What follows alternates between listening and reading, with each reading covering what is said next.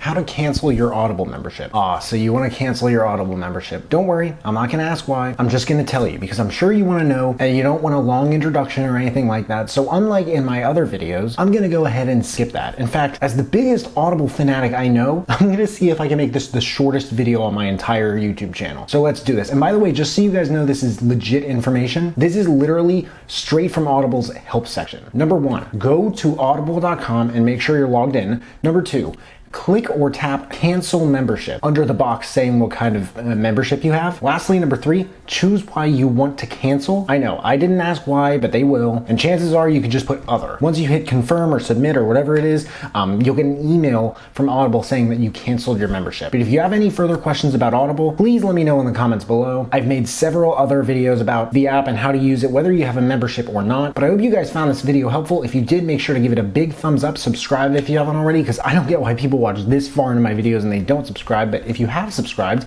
and you want to turn it up just a notch and turn on that notification bell to get a notification whenever I drop new videos, that would mean the world to me. Thank you guys so much for watching. I really appreciate it. You can find me everywhere and I will see you then.